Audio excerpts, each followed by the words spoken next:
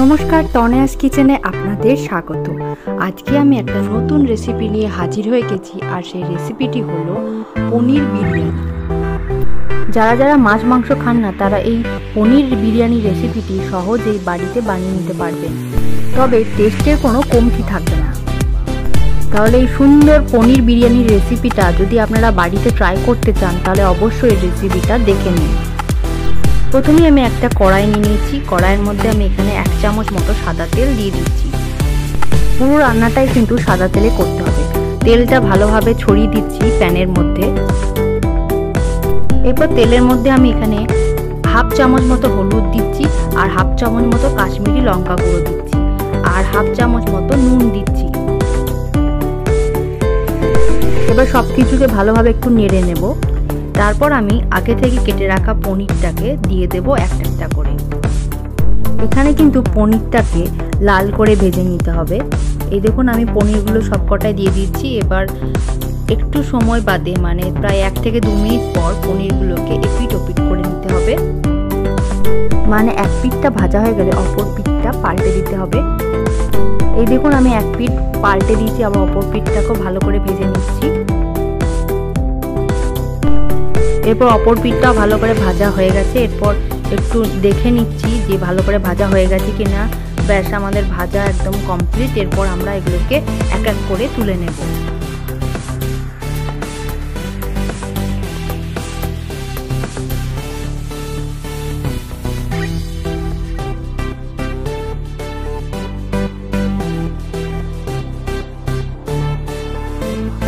পনিরগুলো আমাদের ভাজা হয়ে গেছে। এবার পনিরগুলোকে আমরা তুলে নিয়েছি। এরপর এর মধ্যে আমরা একটা গোটা আলুকে এরকম ভাবে কেটে নিয়েছি, সেগুলোকে দিয়ে দিচ্ছি ভাজার জন্য। আপনারা এখানে আলু নাও দিতে পারেন, আপনারা শুধু পনির দিয়েও বিরিয়ানি বানাতে পারেন। তবু আমার আলুটা ভালো লাগে খেতে, তাই জন্য আমি এখানে আলুটা দিয়ে দিচ্ছি। আলুটাকেও ভালো করে লাল করে ভেজে নেব।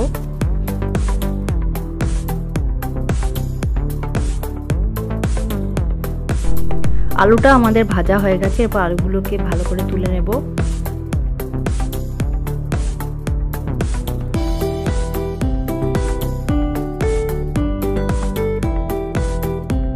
এরপর কড়াইয়ের মধ্যে আবার 1 চামচ মতো তেল দিয়ে দিলাম। তেলের মধ্যে 1 চামচ মতো জিরে দিয়ে দিলাম, মানে গোটা জিরে।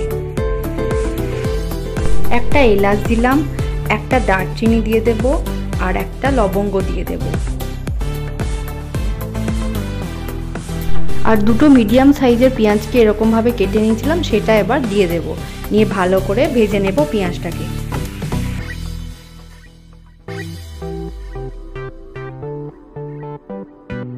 পেঁয়াজটাকে লাল করে ভেজে নিতে হবে। পেঁয়াজটা ভাজতে ভাজতে মনে পড়ে গেল যে একটা তেজপাতা দিতে ভুলে গেছি। প্রথমেই দেওয়া উচিত ছিল, তো আমি এখানে একটা তেজপাতা অ্যাড করলাম। আপনারা কিন্তু প্রথমেই তেজপাতা দিয়ে দেবেন। এরপর একটা মশলা মিক্সিতে পিষিয়ে নিতে হবে। সেই মশলাতে লাগছে অল্প আদা, কোয়া রসুন, আর একটা টমেটো। এখানে আমি মিডিয়াম সাইজের একটা টমেটো নিয়েছি, আর দুটো কাঁচা লঙ্কা। কাঁচা লঙ্কাটা দেওয়ার পরই মশলাটাকে পিষিয়ে নেব। এদিকে আমি এখানে বাসমতি চাল নিয়েছিলাম 2 কাপ, সেটাকে আমি জলে ভিজিয়ে রেখেছিলাম। প্রায় 1 ঘন্টা মতো ভিজিয়ে রাখলেই হবে। এদিকে আমার পেঁয়াজটা প্রায় ভাজা ভাজা হয়ে গেছে। এরপর আমরা ওই মশলাটা যেটা মিক্সিতে পেস্ট করেছিলাম, সেটা এবার এর মধ্যে ঢেলে দেব।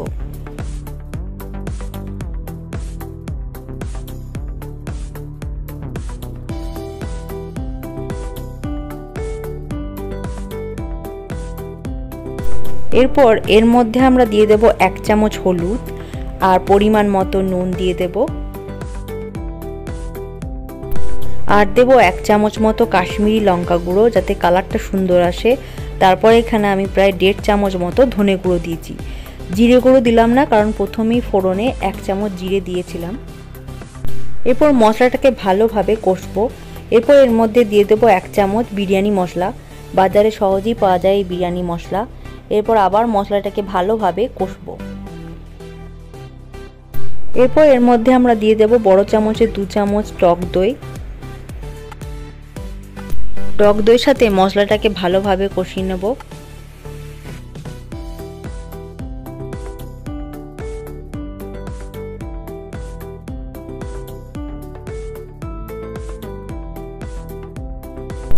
মশলাটা কষতে কষতে ভেজে রাখা আলুটাও এখানে এর মধ্যে দিয়ে দিলাম। আলুর সাথে মশলাটাকে ভালোভাবে কষিয়ে নেব। এরপর এর মধ্যে আমরা দিয়ে দেব 1 চামচ মতো কসুরি মেথি, যাতে টেস্টটা সুন্দর আসে।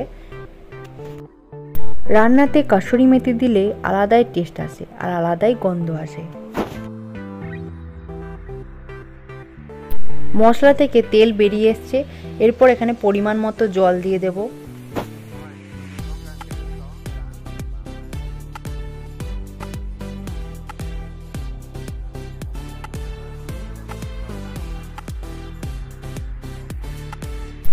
জল দেওয়ার পর ভালোভাবে ফুটতে দেব।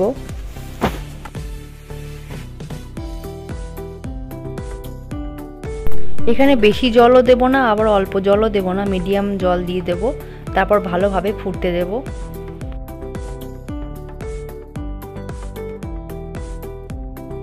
রান্নাটা কিছুক্ষণ হোক, ভালোভাবে ফুটে উঠলেই গ্রেভিটা নামিয়ে নেব।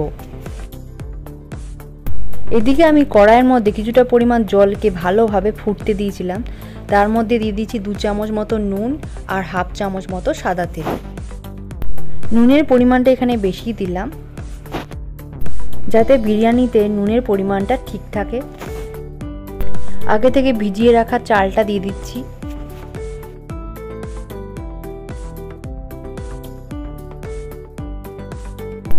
চালটাকে প্রায় 2 থেকে 3 মিনিট হাই ফ্লেমে ফুটিয়ে নেব।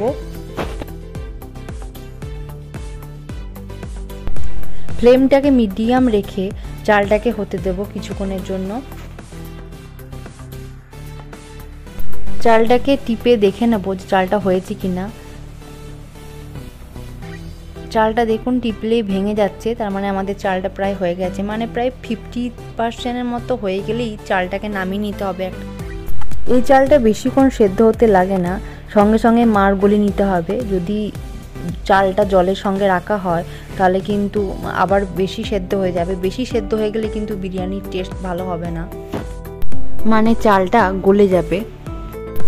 এরপর গ্যাসের ওপর একটা তাওয়া নিতে হবে। তারপর পনিরের গ্রেভিটা যেখানে যে পাত্রের মধ্যে ছিল সেই পাত্রটা দিতে হবে। তার ওপর চালটা ঢেলে দিতে হবে, মানে ভাতটা ঢেলে দিতে হবে। এরপর কেওড়া জল নিতে হবে হাফ ঢাকনা, আর গোলাপ জল নিতে হবে হাফ ঢাকনা। তার ওপর 1 চামচ মতো বিরিয়ানি মশলা ছড়িয়ে দিতে হবে,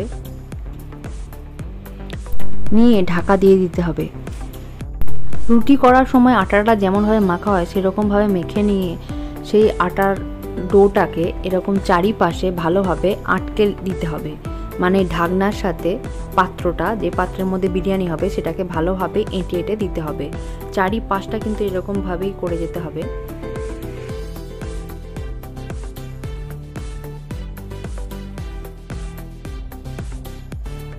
চারিপাশে আটার ডোটা ভালো করে লাগানো হয়ে গেছে। এরপর দমে দেওয়ার পালা। প্রথমে 3 মিনিট হাই ফ্লেমে রাখতে হবে, তারপর 10 থেকে 12 মিনিট লো ফ্লেমে রাখতে হবে দমে। প্রায় 15 মিনিট পর গ্যাসের ফ্লেমটাকে বন্ধ করে দিতে হবে। তার কিছুক্ষণ পর, মানে প্রায় 15 মিনিট পর্যন্ত ওই একই অবস্থায় রেখে দিতে হবে। প্রায় আধ ঘন্টা পর খুলে দেখব কেমন হয়েছে। প্রথমে একটা ছুরির সাহায্যে এরকম পাশে পাশে কেটে কেটে আটার ডোটাকে ভালো করে ছাড়িয়ে নিতে হবে। এই দেখুন খুলে গেছে, আমাদের বিরিয়ানি একদম রেডি। খুবই সুন্দর গন্ধ উঠেছে বিরিয়ানির। এত সুন্দর হয়েছে যে এই পনির বিরিয়ানি মটন বিরিয়ানি বা চিকেন বিরিয়ানিকেও হার মানাবে। তাহলে দেরি না করে আমার এই রেসিপিটা ট্রাই করুন আর কমেন্টে বলুন যে কেমন হয়েছে। দেখুন বিরিয়ানির চালগুলো কি সুন্দর ঝরঝরে হয়েছে। যেহেতু আমি 50% চালগুলো সেদ্ধ হওয়ার পরই বন্ধ করে দিয়েছিলাম, তাহলে বাড়িতে কোনো অতিথি এলে সহজে এই পনিরের বিরিয়ানি রেসিপিটা বাড়িতে ট্রাই করুন আর আমার ভিডিও যদি ভালো লেগে থাকে তো ভিডিওটা লাইক করবেন, শেয়ার করবেন আর চ্যানেলটা সাবস্ক্রাইব করতে একদম ভুলবেন না কিন্তু। আর হ্যাঁ, পাশে থাকা বেল আইকনটাও কিন্তু প্রেস করতে ভুলবেন না।